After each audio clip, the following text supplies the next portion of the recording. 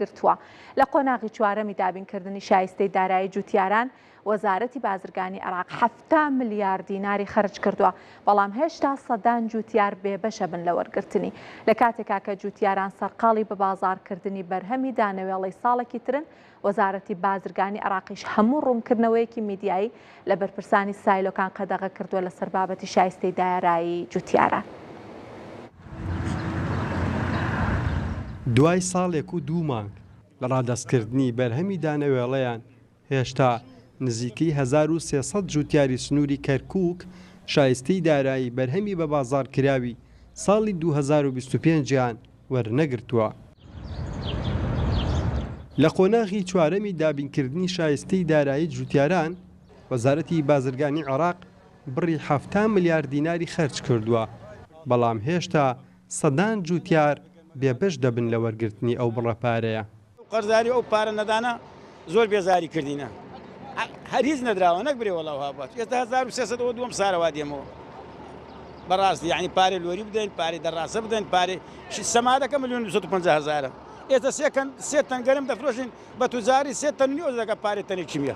تەسلیممان کرد ئەمڕۆ چاکەماوەگرت. دواکەوتنی شایستەی دارایی ساڵی ڕابردووی جوتیاران لە کاتێکدایە ئێستا سەرقاڵی بە بازاڕکردنی بەرهەمی دانەوێڵەی ساڵێکی نوێن. جوتیاران دەڵێن زیانێکی زۆریان پێگەشتووە و بەرهەمی ڕەنج و ماندووبوونیان بە قەرز دابین کردووە. گەنمەکەی وەگەردەی فەوری سارانە حکومەت عێراق دەی پارەی وە دابین کاتن کە پارەی وە دابین کاتە پارەی زراعی دابین کە پارەی ڕێگەبان دابین کە پارەی وەزارەتی ناخۆ دابین کە پارە ئەسکەی دابین کە هەموو دابین دەکە بەسی کوشتکات دابین ناکە.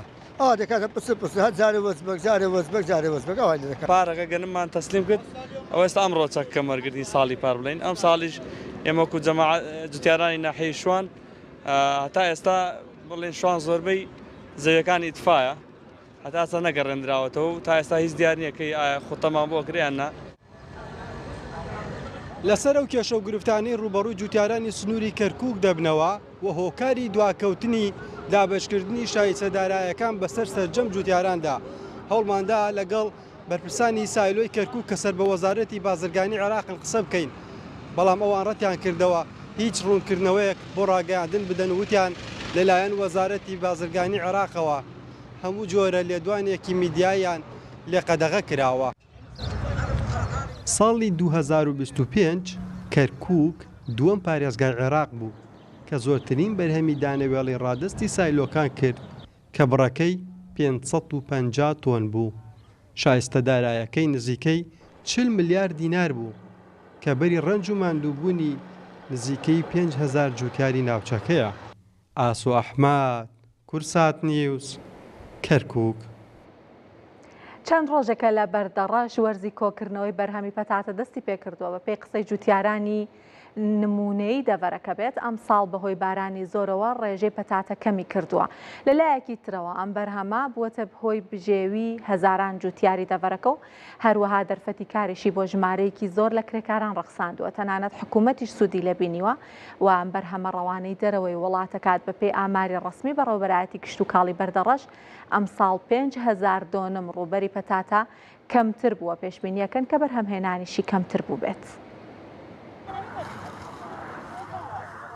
لبێرە هەر ساڵ ئەف دیمەنە دهێنە دیتن مەزنترین وەرزی هەڵقاندنا پەتاتەیە. لە دەبەرە بەردەڕەش سپێدەیان زوو جوتیار لە ناو زەویاندا دهێنە دیتن لە ئێوی دەمیدا. ئێکە ژێ باشترین بەرهەمێن چاندنێ.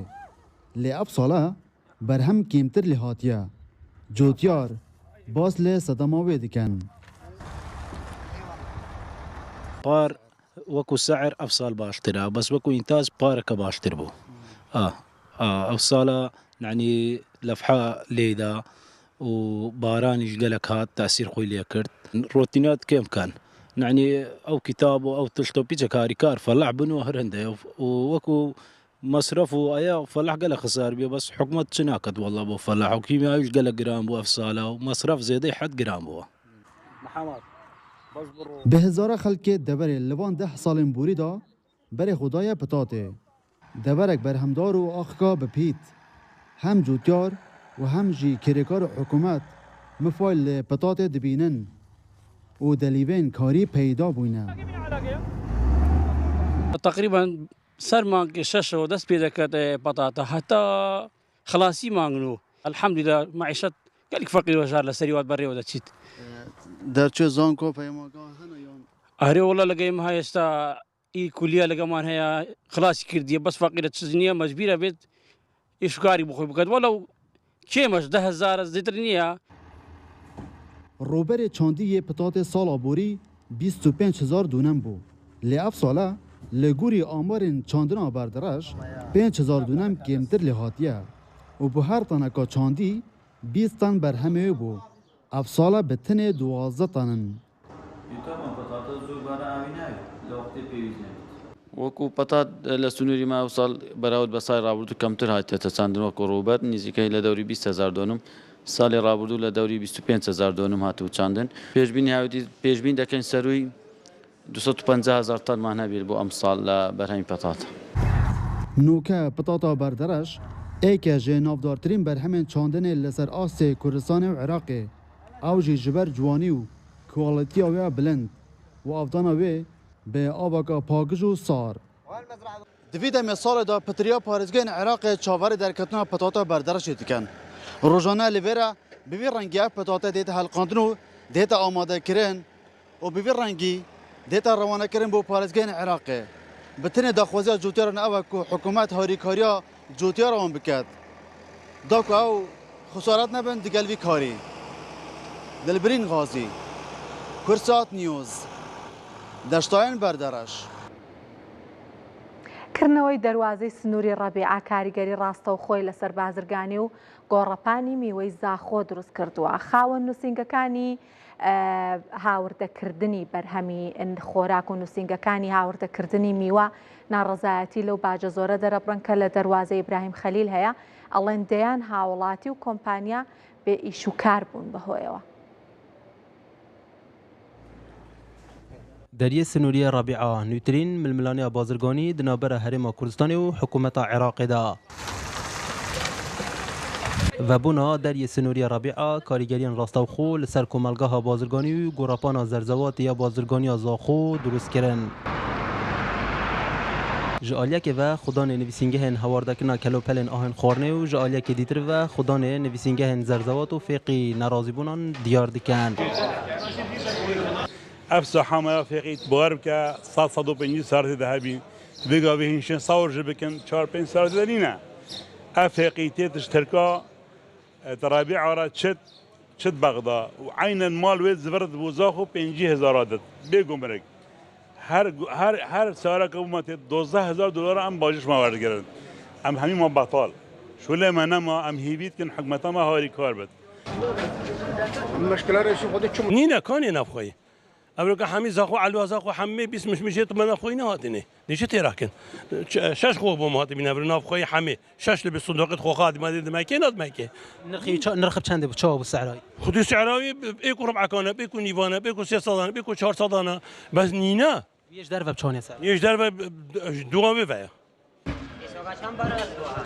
Her dîsan cebcinebûna sîstemê esîkoda û nebûna hewaleyan û bilendkirina nirxê bacê li ser kelopelan û zerzewatî li deriyê Sinûrî İbrahim Xelîl bi dehan welatî û kompanî bêkar hêlayne. Pêgehiştina her berhemekî kişt û kalî ew ê navxweyî ew cure berheme an dête qedexekirinê yan jê baceka zêde dê kefte ser da neyête hawrdekirinê ji derve mitmane ser berhemê navxweyî bikin û em ji piştevanê cotiyara xwe ne wî demî ev berhemê navxweyî em rêpêdana bû çê dikin da ku wekû piştevanî bû berhemê navxweyî bi tişte xwarûna Firasta Iraqê peydakirina bazarê. Êk işxalên here giring ew e peydakirina bazarê bû cotiyarî. Bilindbûna bihayê bacê li İbrahim Xelîl ji $1,000 bu $12,000. Cudahiya wê digel deriyê Sinûriya Rabî'a bi $11,000. Wekiliya bazirgan penayê bû deriyê Rabî'a bibin. Hesen Mihemed, Kursal News, Zaxo. ئەزانین کە لەلایەک بەهۆی سیستمی ئەسیکۆدا هەرچەند سیستمی ئەسیکۆدا و باجە گومرگیانە کە بەرهەمەکان ئەگرێتەوە دوو بابەتی لە یەک جیاوازن بەڵام ئەوترێت کە لەگەڵ پێڕەوکردنی سیستمی ئەسیکۆدای تر بڕیاردرا ئەم باجانە کە ماوەیەکی زۆرە هەوڵ ئەدرێت بەسەر بەرهەمی هاوردەکراوە بسەپێنرێت جێبەجێ بکرێت و ئەمەش کاریگەری دروست کردووە لەسەرەوەی کە نرخی هەندێک کاڵاو شمەک بەرز ببێتەوە هەر لە کاتی بڵاوبوونەوەی هەواڵەکەی هەر هەواڵەکەی بووە هۆی بەرزبوونەوەی نرخی هەندێک کاڵا هەندێک لە شمەک و دواتر بە جێبەجێکردنیشی بێگومان کاریگەریەکانی جیاواز ئەبێت. دەمەوێت زیاتر لەسەرم بابەتە زانیاری وەربگرین لە پەیامنەرمان قارەمان جەوهەر کە لە هەولێرەوە لەگەڵمانە. قارەمان سڵاوت لێبێ زانیاری زیاتر لای تۆیە پێمان بڵێ چی هەیە لەسەر سیستمی ئەسیکۆدا و بەرزکردنەوەی نرخەکان.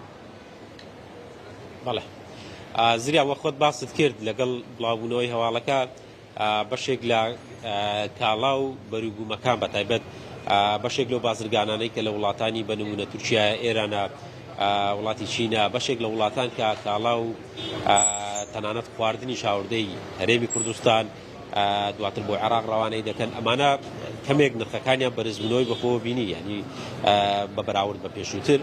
خاڵێکی تر هۆکار بۆی کەوا جارێکی تر نرخەکان کەمێشتر بەرزتر بێتەوە ئەوەیە کات بەشێک لە بازرگانەکان بەهۆی جێبەجێکردنی ڕێمایەکانی باجی ناوەندی ناتوانێت یاخود ناتوانن دۆلار بە نرخی بانکی ناوەندی وەربگرن. ئەمەش یەکێک بوو لەو گرفتانەی کە زۆرێک لە بەرزبوونەوەی نرخی لە بازاڕەکان دروست کرد، بەتایبەت بەشێک لەو گروپمانەی کە بازرگانان ڕۆژانە لە وڵاتان هاوردەی هەرێمی کوردستانیان دەکەن.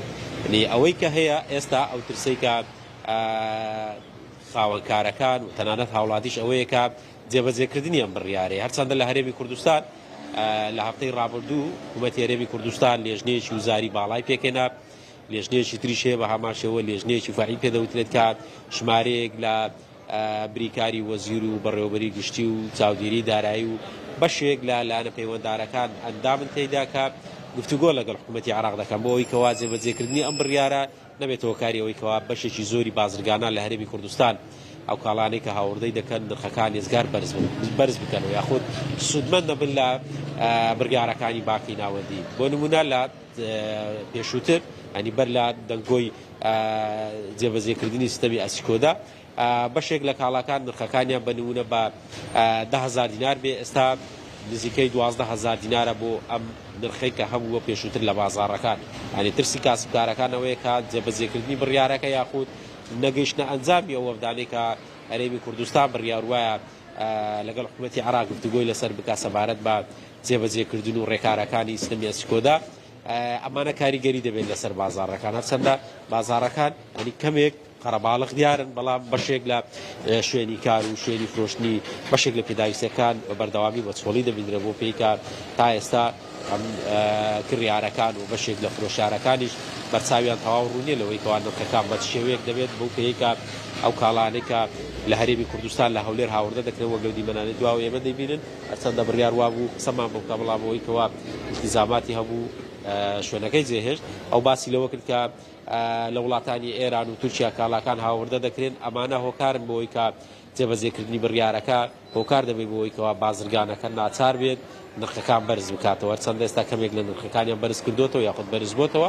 بەڵام باسی کرد کە نەگەیشتنەیەک لەگەڵ حکوومەتی عێراق یاخود ئەو وەفدانەی کە دەچن هۆکار دەبێت بۆەوەی کەوا خاڵە سنووریەکان لە وەرگرتنی باج و پێدانی دۆلار ئەمانە دەبێت هۆکاریەوەی کەوا جارێکی تر لە بازاڕەکان نرخەکان کەمێک بەرزبوونەوەی زیاتر بە خۆیانەوە ببینێت. پەیامنەرمان قارەمان جەوهەر لە هەولێرەوە لەگەڵمان بوومان دوو نەبی قارەمان دەستخۆش. هاوڵاتیانی دهۆک ڕوو لە کڕینی ئەو کەرستە کارەباییانە ئەکەن کە بە کەمترین کارەبا کارەکەن. خاوەنی پێشانگایەکی فرۆشتنی کەرستە کارەباییەکان ئەڵێت خەڵک زیاتر لە کاتی کڕین پرسیاری ئامپێرەکانەکەن، ئێمەش ئەو کەرستە کارەباییانە هێنین کە کەمترین ئەمپێر بەکارەهێنێت. ئابووری ناسێکی ژەڵێت پێویستە حکوومەت هەنگاوی زیاتر بنێت بۆ هۆشیارکردنەوەی هاوڵاتیان لە بەکارهێنانی کارەبا. وەرزێ گەرمەیە و هاوڵاتی ڕوولکڕینە ئامیرێن فێنەکەرەوە دەکەن. لەگەل بلندبوونا پلەیەن گەرمەیە هاوڵاتی ڕوولکڕینە ئامیرێن کارەبێ یەن فێنەکار دەکەن و تایبەت یەن کەمترین ئەمپێرێن کارەبێت خۆن ژبەرکو بەهایە کارەبا 24 ساعتی زۆر بووە. ئەوە هاوڵاتێکی دهۆکە و هاتێش بۆکردنە ئامیرێن کارەبێ و دوبێژێت یاش هەمووی گرنگتر ئەمپێرێن کارەبێنەوە خوددانێن دکانن فرۆتنا کارستێن کارەبێژ دبێژن وەختی ئەم کارستات ئینین ئەمبەری هەر تشتی حسابە کەمترین ئەمپێرە دەکەین.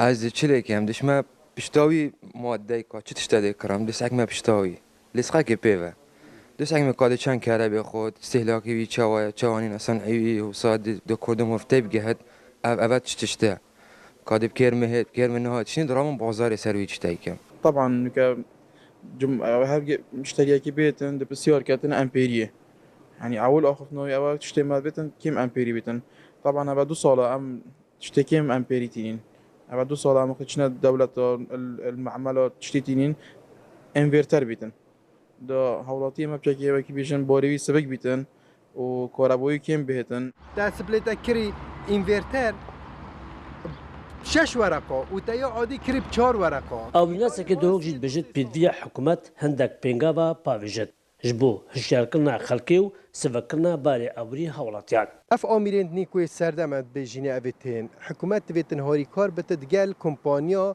كو چه لایانه باجه بتن آن رسومات وقتی وی آمیریت اینتن پتر هاری کار بتن وی جوری بینتن نه اوی کو گلکواره بت مزخیتن گرامبونا بهای امپرین کاربا 24 ساعتی آنکو پروژه روناکی باری آبوری خلقی گرانتر لیکریا لورا لریکا کتگرن وی بهای کمتر بکن جبو مزختنا کاربا کاکیمو دانا پاره که کم دنا هذا خلق رولوان کرستن کاربا اندکن ينكو كمترين امبيرات خون شبه خضر كرسان نيوز دوك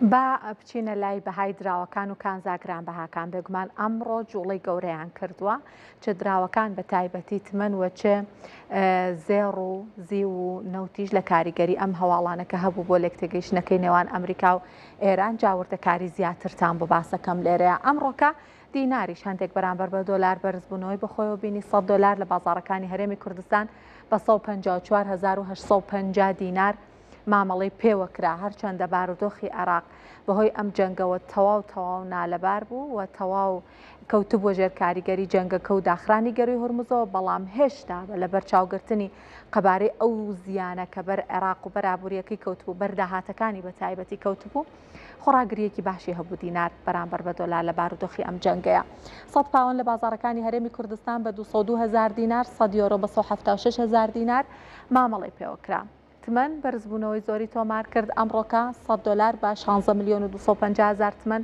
مامەڵەی پێوەکراوە کەوتم کەوتە ژێر کاریگەری ئەو لێک تێگەیشتنەکە لە نێوان ئێران و ئەمریکا هەبوو هەرچەندە ناوەڕۆکی لێک تێگەیشتنەکە بڵاو نەکراوەتەوە و هیچ ڕوون نییە کە وردەکاریەکانی چۆنە بۆ نمونە باسی گەروی هورمز باسی بابەتی ئەتۆمی ئێران باسی پرۆکسیەکان کە ئەمە هەمووی هێڵی سووری هەردوو لایەن بووە بە چاوەڕێ بکەین بزانین وردەکاریەکان بە شێوەیەکن و ئەسڵەن ئایا سەر ئەگرەیان نا من پێشتریش وتومە هەندێک بە هەڵا لەم لێک تێگەیشتنە تێگەیشتم پێیان وایە ئەمە ڕێکەوتنەوە ڕێکەوتنی کۆتاییە بەڵام نەخێر ئەمە یادداشتێکی لێک تێگەیشتنە بۆ ماوەی 60 ڕۆژ ئەوترێت کە لە درێژەی ئەم 60 ڕۆژەیە قسەی زیاتر لەسەر وردەکاریەکانەکەن بۆ نمونە پرسی ئەتۆمی ئێران بابەتێکە کە ماوەتەوە بۆ ئەم 60 ڕۆژە جاکە باس لە هەڵگیرانی سزاکانی سەر ئێرانیش ئەکرێت ئەوترێت کە نەخێر ئەم لێک تێگەیشتنەکە کراوە بۆ بارودۆخی ینی کردار بە کردار داڕێژراوە و ئەبێ ئێران پابندیەکانی جێبەجێ بکە ئەو کات گۆڕانکاری ڕوئیاوە سزاکان لە ئابرێت 100 لیرەی تورکیش بە $3,346 لە بازاڕەکانی هەرێمی کوردستان مامەڵەی پێوەکرا هەر تایبەت بم باسە منەمێ قسەی زیاتر بکەم ڕاستەخۆ بچمە تاران و پەیامنێرمان سامان سلەیمانی لە تارانەوە وەربگرن بابزانێکین لە ئێران لە بازاڕەکانی تاران لە بازاڕی درا و هەروەها زانم کە گۆڕانکاری بەسەر بازاڕی پشکەکانی شاتووە سامان سڵاوت لێبێ پێمان بڵێ کە وردەکاریەکان چین ئەو گۆڕانکاریانە کە دراوی ئێران و هەروەها بۆرسەی تاران بەخۆیەوە بینیوە بە شێوەیەکە زریان سڵاوت لێبێ ڕاستیەکەی ئەوەیە کە ئەمڕۆ هەموو بازاڕەکان تقریبەن بە شێوازێکی ئەرێنی پێشوازیان لەو لێک تێگەیشتن نێوان ئێران و ئەمریکا کرد بۆرسەی تاران ئەزانین لەبەر شەڕەکە داخرابوو تقریبان 3 هەفتەیەکە کراوەتەوە لەم 3 هەفتەدا تقریبان بۆرسە بە شێوەیەکی سەرسوورهێنەر بە شێوەیەکی ئەرێنی سەیری بە چاوێکی ئەرێنی سەیری داهات و بازاڕیە کرد و یەکسەر سەوز بوو بە وتەی خۆیان و لە بەرزبوونەوە بوو بەڵام ئەمڕۆ دیسان بەرزبوونەوەیەکی باشی تۆمار کرد لە 102.3 بەرزبوونەوەی تۆمار کرد و بازاڕەکانی تر تمەند بەرز بووەوە ڕوا کە تۆ ئاماژەت پێکرد تەنانەت تا 162,000 دلارێ زێر سەرڕای ئەوەی کە لە بازاڕە جیهانیەکاندا بەرزبوونەوەی بەخۆی بینەوە بەڵام لەبەر بابەتی دولارەکە دیسان دابەزی لە ناوخۆی ئێران و تەنانەت بازاڕە گەورەکان بۆ نمونە بازاری ئۆتۆمبیلە ئەوانە دیسان دابەزینی زۆر ئەتوانم بڵێم شارپیان تۆمار کرد ئەمڕۆ کە بێوێنە بوو و هێشتا نەگەیشتووەتە بەڕاستی خاڵی ئەو کاڵایانەی کە کاڵای بەردەستی خەڵکن و کاڵای وردن چاوەڕوانەکرێ ئەوانش هەرزانی بەسەرابێ بەڵام بازار چاوەڕوانی چەند شتێکە یەکێکی ئەوەیە کە لەم لێک تێگەیشتنەدا ئایا پارەی بلۆکراوی ئێران لەم قۆناغا بە چ شێوەیەک و چەندێک یەکلایی بووەتەوە کە بەشێکی ئازاد دەکرێت باس لە 12 میلیارێکی ئەکرێت لە قۆناغی یەکەمە بەڵام بە چ شێوەیەک ئازاد دەکرێت و حکوومەت چۆن بەکاری ئەهێنێ ئەمە زۆر گرنگە خاڵێکی تری زۆر گرنگیش کە ئەتوانم بڵێم کاریگەرتر لە هەر بابەتێکی ترە ئاسایی بوونەوەی پەیوەندیە بازرگانیەکانی نێوان ئێران و وڵاتانی دراوسێ بە تایبەت وڵاتانی کەنداوی فارس و بە تایبەتتر ئیماراتە چونکە ئیمارات دەواازەی ئابووری ئێران بوو حکوومەت ئێران هەوڵیدا لەم ماوەی تقریبەن نزیکەی 4 مانگە لە سەرەتای شەڕەوە چەند خاڵێکی سنووری وشکانی جێگرەوە دروست بکە ئەوانە دروست کراون چالا کراون بە تایبەت لە تەرەفی پاکستانەوە بەڵام بەڕاستی نەیانتوانیوە جێگرەوە بن و ئەمڕۆ کۆمەڵی هەواڵ هاتووە کە پەیوەندەکان لەگەڵ دوبەی و ئیمارات دیسان بکەن. باشە سامان من قسەت پێ بڕام لەبەرەوەی کە ئێستا بێگومان خۆت نایبینی بەڵام لەسەر شاشەی ئێمە ڕاستەوخۆ دیمەنەکانی گەڕی هورمز ئەڕوات تۆ مادام باسی ڕێگە جێگرەوەکانت کردوە باسیەوەت کرد کە ڕەنگە بەدیلێکی ئەو تۆی نەبێ گەڕی هورمز ویستم بۆ تێبینیە بم کە هاوڵاتیانمان کە بینەری ئابووری کورساد نیوزن ببینن بە هەرچەندە ترامپ ڕایگەیاند وتی کردنەوەی گەڕی هورمز ڕۆژی هەینی ئەبێ و وتی ڕۆژی هەینی گەڕی هورمز ئەکرێتەوە بە کەشتەکانی وت بزوێنەرەکان تام بخەنە ئیش بەڵام ئەوەی کە لە دیمەنە ڕاستەوخۆکان ئێستا ئەیبینین لە بەتایبەتی کاتی گفتوگۆکردن لەگەڵ تۆی دیمەنەکان هاتنە سەر شاشە ئەبیندرێ کە هەر ئێستا هەتاوەکو ئاستێک گەڕی هورمز جۆڵەی تایە اینجا تۆ بفەرموو سامان زانیاریەکانی ترمان پێ بڵێ. ئەوەی گەڕی هورمز خوێندنەوەی ئێرانیەکان تەبێ بۆ باسکەم ئێرانیەکان ئەڵێن گەمارۆکەی ئێمە هەڵگیراوە کە ئەوش خاڵێکی زۆر گرنگە بەڵام کردنەوەی گەرۆکە لەلایەن ئێرانەوە ئەڵێن خودی قۆناغە سەرەکیەکەی بۆ ماوەی 30 ڕۆژە بێت و لە ڕۆژی هەینیەوە دەستپێکاوە خوێندنەوەی ئێرانیە بەڵام هەڵگرتنی ئەو گەمارۆ زۆر دەتوانێت کاریگەر بە لەسەر بازاڕەکان ئێران بۆ پێی کە زریان بەشێکی زۆر لەو گرانی ئێستا لە بازار ئەیبینین بەڕاستی چ بە بیانووی ڕاستەقینە چ بە بیانووی دروستکرا بازاڕیەکان ئەڵێن لەبەرەوەی کە ئەو گەمارەوە هەیە لە گەروی هورمز و ئەمریکا گەماروی دروست کردووە کاڵاکان کەم دەسەکەوێت و یا مەسەڵەن هاوردە کەمی کردووە و کاڵەکانیان بە گرانترە فرۆشن بۆیە خەڵک چاوەڕوانێکی زۆریان لەوە هەیە و ئەمڕۆژ هەواڵی بڵاو بووەوە بەڕاستی من لە سەرچاوە فەرمیەکان تا ئەم لەحزەنم بینی و لە سەرچاوەیەکی ئیماراتی بینیم یانە لە ناوخۆی ئێران باس نەکراوە ویشەوەی ئەڵێ دوبەی کۆمەڵی ڕێوشێنی گردووەتە بەر بۆ هاتوچۆی لێنجەباریەکان ئەو کەشتیە بچووکانن کە کاڵا هاتوچۆپەیەکەن لە نێوان ئێران و بەندەرەکانی ئێران و ئیماراتە ئەڵێ بە کۆمەڵی ڕێوشە قرار لە ئەمڕۆ ئەو ڕێگا بکرێتەوە ئەوە زۆر زۆر ئەتوانێت کاریگەر بێ لەسەر بازارەکان بۆیە خەڵک هیوایان ئەوەیە بەم دابەزینەی نرخی دولار و کردنەوەی هەڵگرتنی ئەو گەمارۆ دەریاییە و کردنەوەی ئەو ڕێگایانە تا ڕادەیەک ڕاندانی کەم ئەو ڕێژە هەڵاوسانە خۆتە زانی مانگی ڕابردوو 111 لە 111 تێپەڕان ڕێژەی هەڵاوسانی مانگانە کە ڕێژەیەکی مێژووی بوو ئەوە تا ڕادەیە کنترۆل بکرێ حکوومەتیش پلانی هەیە یارمەتیە مانگانەکەی 1 میلیۆن کایسە بە هەر هاوڵاتیەکە درێ ئەوە بەرز بکاتەوە پێشتر وتبووی سەرچاوەکانمان کورتهێنانی تایە ئێستا گەربێت و پارەیەکی بۆ ئازاد بکرێ بەڕاستی دەستی حکوومەت لەو بابەتیش ئاکرێتەوە توانی یارمەتیەکی باشی خەڵک بە ئەبێ ئاماژەش بەوە بەم هەروە کە تۆ لە سەرەتا باست کرد ڕەشبینیەکیش لە ناوخۆی ئێران هەیە ئەم قۆناغێکی زۆر گرنگە ئەو 6 ڕۆژێکە دانراوە ئەگەری هەیە درێژیش بکرێتەوە بۆیە شتەکان زۆر بەندە بەوەی کە هەردوو لە ڕۆژی هەینی بەدواوە چەند ئەو سیستمی هەنگاو بە هەنگاوە جێبەجێ بکەن و پابندی بڕیارەکان من بەڵام جاوەکە لە ناوخۆی ئێران جەوێکی ئەرێنیە و نرخی کاڵاکان لە بازارەکان وای بۆ ئەڕوا کە لە داهاتوو یەکی نزیکا لە ڕۆژانی داهاتووە بەرەو کەمبوونەوە بڕوات و تا ڕادەیە لەو گرانیەی ئێستا لانی کەم کۆنتترۆل کرێت و بەری پێ بگیرێت.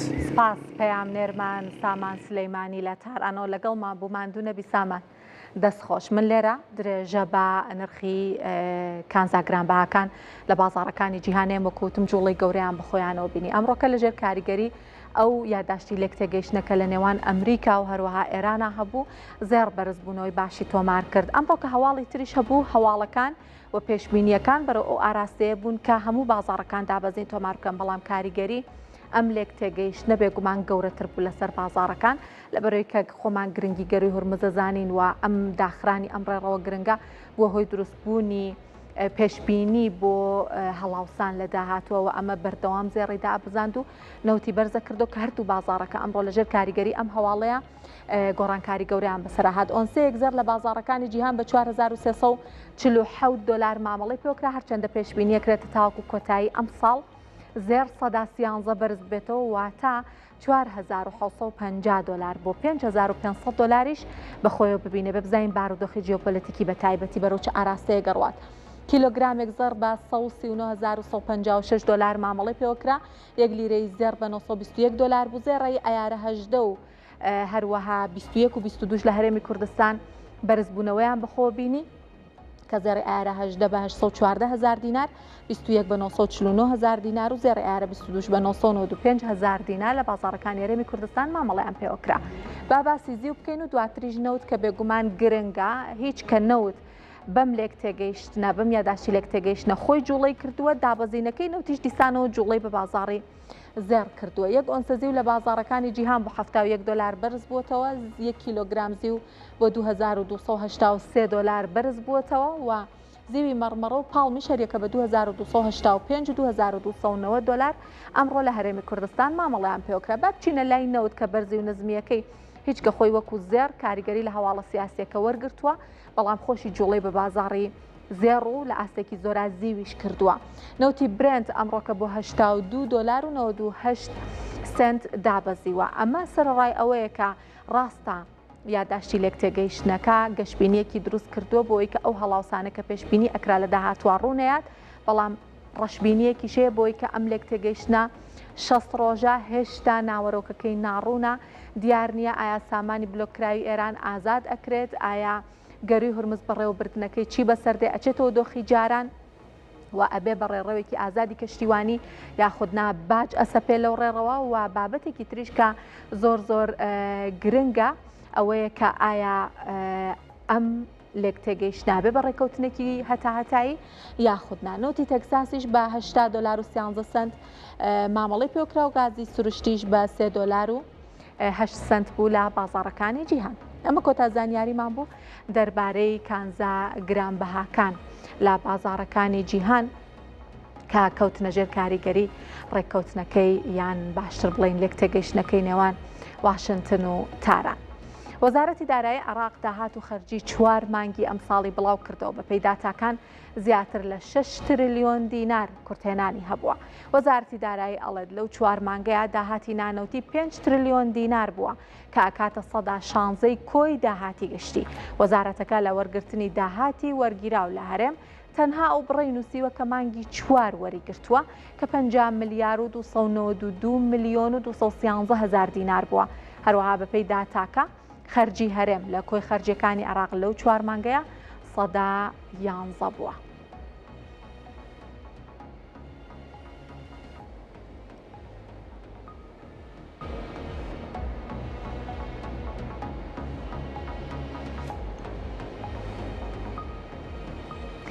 باباسی داهات و خەرجیەکانی عێراق بکەین لەم 4 مانگەیە کە مبالغە نییە بڵین نەک ژێرخانەکانی بەڵام ئابووری عێراق کەمتر لە ئابووری ئێران زیانی بەرنەکەوت بەهۆی جەنگەکەوە لەبەرەوەی کە بە تەواوەتی عێراق بۆ هەناردەی نەوتەکەی پشتی بە گەروی هورمز بەستووە کە گەروی هورمز داخرا ئیتر تەواو هەناردەی نەوتەکەی کە ئەویش سەر و 185 داهاتەکانی پێک ئەهێنێت پەکی کەوت ئەمانە هەمووی کەلێن و کێشەی گەورن لە ئابووری عێراقا ئەگەر بێت و مشوریان لێ نەخورێ بێگومان لە درێژخایەنە کێشەی گەورە بۆ ئابووری عێراق دروست دەکەن و ڕوبەڕووی ئاستەنگی گەورەی ئەکەنەوە تەنها ئەتوانین بڵین 3 مانگ بوو کە ئەم کارە ساتی بۆ ئابووری عێراق بە دوای خۆیان هێناوە خەرجیەکانی بەگشتی لە 4 مانگی سەرەتای ساڵا خەرجیەکانی عێراق 37 تریلیۆن و 800 ملیار دینار بووە و لەم بڕا ئەمەی کە زۆر جێی سەرنجە 20 تریلیۆن و 480 ملیاری بۆ موچەی موچەخۆران بووە. ئەمە کێشەیەکی زۆر گەورەیە لە ئابووری عێراقا. عێراق لە ڕووی یەدەگەوە وڵاتێکە کە لە ڕیزبەندەکانی سەرەوەی وڵاتانی جیهانە. بۆ نمونە 108 تریلیۆن دۆلار یەدەگی دەرەکی هەیە عێراقکە لە ڕیزبەندی 30 باشترین وڵاتانی جیهانە. ئەمە ئیمتیازێکی باشە بۆ ئابووری عێراق. جا یەدەگەکەی چییە؟ دۆلارە، هەروەها یەدەگەکەی زێڕە وە کاغەزە داراییەکانی ئەمریکایە. بەڵام ئەوەی کە کێشەی بۆ ئابووری عێراق دروست کردووە ئەوەیە کە لەوەی کە دەستی ئەکەوێت لەو داهاتەکە هەیەی یەکەمەوەی کە ئابوووریەکی تاکڕەهەندە و هەمەوەی کە ئەوەشی کە دەستێکەوێ بەشی هەرە زۆری ئەبێ بڕوات لە بابەتی موچەخۆران و فەرمانبەران و ئەوترێت تەنها 4 بۆ 5 داهاتەکانی عێراق تەرخانەکرێت بۆ بەرهێنان و بۆ ئاوەدانکردنەوە. بۆیە کە سەردانی پارێزگاکانی تری عێراقەکەی نەبینین کە بارودۆخەکەی بە چ شێوەیەکە 154 کوی خەرجیەکانیش بۆ موچێ وەکوتمەمە کێشەیەکی زۆر گەورەیە لە ئابووری عێراقا.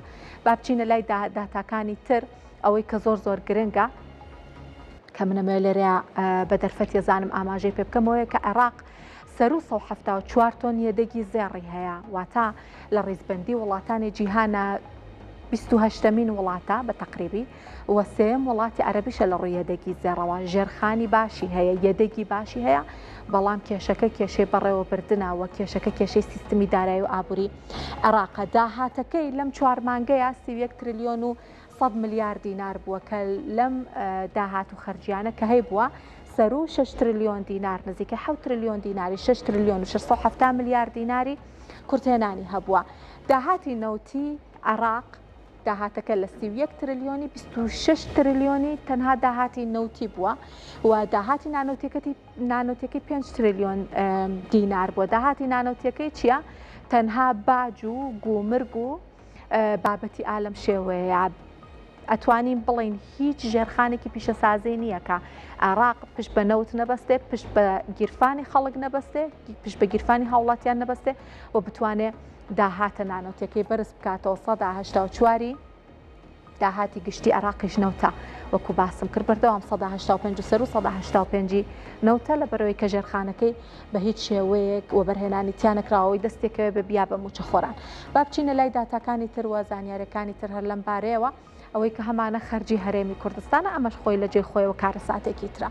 4 تریلیۆن و 170 ملیار دینار وەکو خەرجی هەرێمی کوردستان خەرجی جا هەر لە تەنیشتیشیان نووسیمانە موچە. ئەوەی کە دەستی هەرێمی کوردستانەکەوێت لە خەرجیەکانی عێراق و عێراق بۆ هەرێمی کوردستانی نەوێت کە عێراق کە هەرێمی کوردستان خاوەنی پشکە لە بودجێ عێراق، بەڵام تەنها موچەی بۆ نێردرێ و 1 دیناریش بۆ خەرجیەکانی تر وەکو بەرهێنان و وەکو خەرجیەکانی تر کە ئەتوانێت بۆ ئاوەدانکردنەوە بەکاری بهێنێت دەست هەرێمی کوردستان نەکەوتووە بگرە بە پێی ڕاگەیەنراوەکانی وەزارەتی دارایی هەرێم ئەو موچەشکە ئەنێردرێ بە کەم و کوڕیەوە ئەنێردرێ هەموو جارێک ئەبێ پڕ بکرێتەوە لەلایەن هەرێمی کوردستانەوە. داهاتی نانۆتی هەرێمیش کە ئەنێردرابێت بۆ بەغا هەرچەند لە ڕاگەیەنراوەکە تەنها 50 ملیارەکەی مانگی 4 باس کراوە، بەڵام بەگشتی لە 4 مانگەکەیە 453.3 ملیار دینار نێردراوە. ڕێککەوتنەکە مانگانە 120 ملیار بۆ بەهۆی جەنگەکەەوە داهاتی نانۆتی هەرێمیش کەمی کردو. ئەبینین کە لە 4 مانگە ئابوو شێوەیە بۆ داهاتی نانۆتی کە هەرێم ڕادستی بەغای کردوێ. ئەمە کۆتا زانیاریمان بوو دەربارەی ئەو ڕاگەیەندراوە هەروەها داهات و خەرجیەکانی عێراق و ئەو بەشە کە بۆ هەرێمی کوردستانی ناردووە بەشکە تەنها بەشی موچە. جیاواز لەم بابەتە دوایەوەی کە ئەمریکا و ئێران ڕایانگەیان گەیشتون بە لێک تێگەیشتن، ترامپ وتی کە فەرمانەکات بە خێرایی گەمارۆکانی سەر ئێران هەڵبوەشێتەوە. وتیشی کرانەوەی خێرا و بێمەرجی گەروی هورمز ڕاگەێنم. ڕۆژی هەینی دیاری کرد بۆ کرانەوەی گەروەکە، وتی با کەشتیەکان بزوێنەرەکانیان بخەنە ئیش. لە هەمان کاتیشە 4 وڵاتی ئەوروپا ڕایانگەیاندووە کە ئامادەن بۆ لابردنی سزاکانی سەر ئێران. ئەوترێت تەنها ئەو سزایانە لا ئەبرێت کە پێیوەستن بە بەرنامە ئەتۆمیەکەی ئێرانەوە. فەڕەنسا، ئەڵمانیا و ئیتالیا ڕایانگەیاندووە لە دوای لێکتێگەیشتنی نێوان واشنگتن و تاران بۆ کۆتایی هێنان بە جەنگ ئەگەر ئێران پابەندی ئەتۆمیەکانی جێبەجێ بکات ئامادەن سزاکانی سەر ئەو وڵاتە لا ببەن. ئەو 4 وڵاتە ئەوروپیە لە ڕاگەیەندراوێکی هاوبەشدا جەخل لەوە دەکەنەوە کە کۆماری ئیسلامی نابێت چەکی ئەتۆمی هەبێت و ئامادەن بۆ گەیشتن بەو ئامانجا هاوکاری ئەمریکا، ئێران و ئاژانسی نێودەوڵەتی وزەی ئەتۆم بکەن. ئەم ڕاگەیەندراوە لە کاتێکدا بڵاو بووەتەوە کە هێشتا ناوەرۆکی ڕێککەوتنەکەی واشنگتن و تاران بڵاو نەکراوەتەوە و وردەکاریەکانی پەیوەست بە پابەندیە ئەتۆمیەکان کاتی جێبەجێکردنی ڕێککەوتنەکە و شێوەی لابردنی سزاکان ڕوون نییە. سزاکانی ئەوروپا بۆ سەر ئێران تەنها بەهۆی چالاکی ئەتۆمیەکانەوە نییە. لە ماوەی ساڵانی ڕابردوودا بە هۆکاری جیاواز تاران لەلایەن یەکێتی ئەوروپاوە سزادراوە، لەوانە سزاکانی پەیوەست بە چالاکی ئەتۆمیەکان و سزاکانی پێشێلکردنی مافی مرۆڤ و سزاکانی ناردنی درۆن و موشک بۆ رووسیا و پشگیریکردنی گروپە چەکدارەکان لە ڕۆژهەڵاتی ناوەڕاست و دەریای سوور و نوێترین سزاکانیش کە پەیوەستە بە هەڕەشە بۆ سەرکەشتیوانی ئازاد لە گەروی هورمز. سزاکانی ئەوروپا بریتین لە بلۆککردنی سامانی ئێران، قەدەغەکردنی گەشتکردن، قەدەغەکردنی دابینکردنی دارایی کەسایەتیەکان و دامەزراوە سزادراوەکان و قەدەغەکردنی هەناردەی هەندێک ئامێر و بەرهەم بۆ ئێران. دوای ئەوەی بەریتانیا لە یەکێتی ئەوروپا چووە دەرەوە، سیستمێکی تایبەت بەخۆی بۆ سزادانی ئێران پەیڕەو کرد. لەندەن پاییزی ڕابردوو سزا ئەتۆمیەکانی دیسانەوە خستەوە بواری جێبەجێکردنەوە و هەندێک سزاشی بەهۆی پێشێلکردنی مافی مرۆڤ، چالاکی دوژمنکارانەی ئێران و پیشەسازی درۆن و موشک بەسەر ئەو وڵاتەدا سەپاند. ئامادەی دەربڕینی وڵاتانی ئەوروپا بۆ لابردنی سزاکان بە واتای لابردنی خێرای هەموو سزاکان نییە، تەنها ئەو سزایانە دەگرێتەوە کە پەیوەستن بە بەرنامە ئەتۆمیەکەی. دەربارەی سزاکانی ئەمریکاش ئەکسیۆز لازاری بەرپرسێکی باڵای ئەو وڵاتەوە ئازادکردنی بێمەرجی 12 میلیارد دۆلار لە سامانی بلۆکراوی ئێران پێش دانوستانەکان لە 60 ڕۆژی لێکتێگەیشتنەکە ڕەت دەکاتەوە. ئەو سەرچاوەیە بە ئەکسیۆسی وتووە لێکتێگەیشتنەکە لەسەر بنەمای کردەوە لە بەرامبەر کردەوەدا داڕێژراوە و هیچ سامانێکی بلۆکراوی ئێران پێش جێبەجێکردنی پابەندیەکانی ئازاد ناکرێت.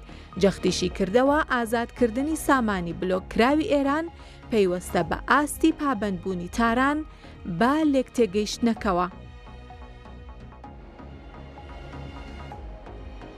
4 وڵاتی ئەوروپا و تویان ئامادەین بۆی سزاکانی سەر ئێران لابێن. با لێرە زانیاری وەربگرین. ئەم وتانە هەمووی وتەی دووفاقین، ڕوون نین، دیار نییە کە مەبەستیان چیە، لەبەرەوەی کە خۆ سزاکانی ئەوروپا یەکێتی ئەوروپا بۆ سەر ئێران تەنها ینی هەموو سزاکان ناتوان لابن، لەبەرەوەی خۆ تەنها بەرنامە ئەتۆمیەکەی نییە، چەند بابەتی تر لە خۆگرێت و کەرتە جیاوازەکان لە ئێران لە خۆگرێت. سزاکانی ئەوروپا بۆ سەر ئێران بەرنامە ئەتۆمیەکەی لە خۆگرێت بەهۆی پێشێلکردنی مافی مرۆڤ سزایان بەسەرا سەپاند، بەهۆی بەرنامەی موشکی و درۆنیەوە، هەروەها چالاکیە ناوچەی و ئەمنیەکان و هەروەها گواستنەوەی چەک و دارایی و بازرگانی ئەمە بابەتی جیاوازن کە ئەڵێ ئامادەین سزاکان لابێن، ڕەنگەم بەستیان هەر ئەو سزایانە بێت کە بەهۆی بەرنامە ئەتۆمیەکەەوە سەپاندویانە.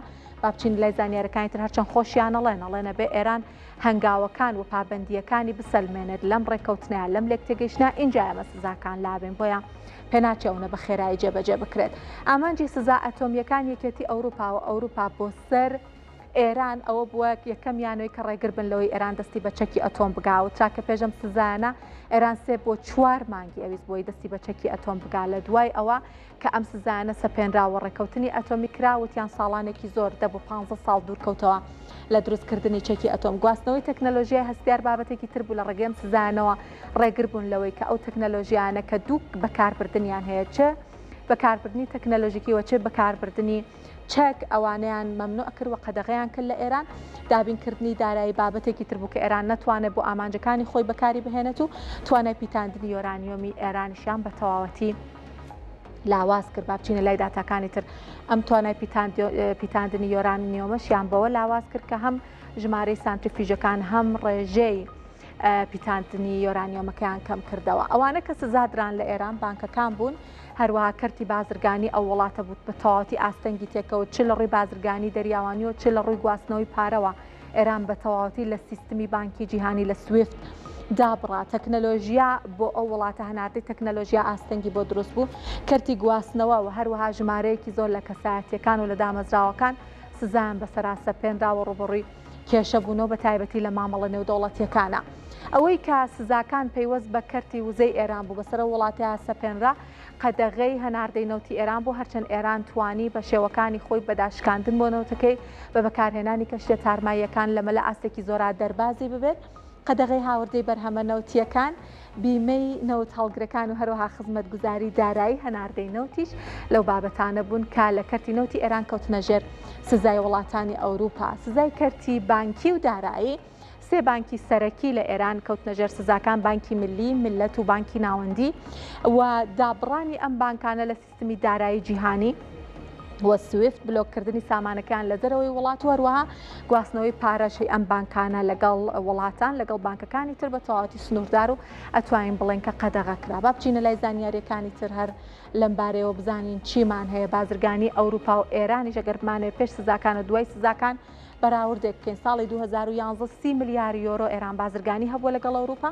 ساڵی 2018 بۆ 18 ملیار یۆرۆ دابەزیوە کە ئەو کاتە ڕێککەوتنە ئەتۆمیەکە بوو هەر باشتر بوو، بەڵام 2024 بۆ 5 ملیار یۆرۆ دابەزینی بەخۆیەوە بینیوە کە قەبارەیەکی یەکجار گەورە و بەرچاوە. بەمدا تاو ژمارانە بە یارمەتی هاوکارانم هەواڵابووریەکانی ئەمڕۆم پێشکەشکردن. سپاس کە بینەرمان بوون و ماڵاوە.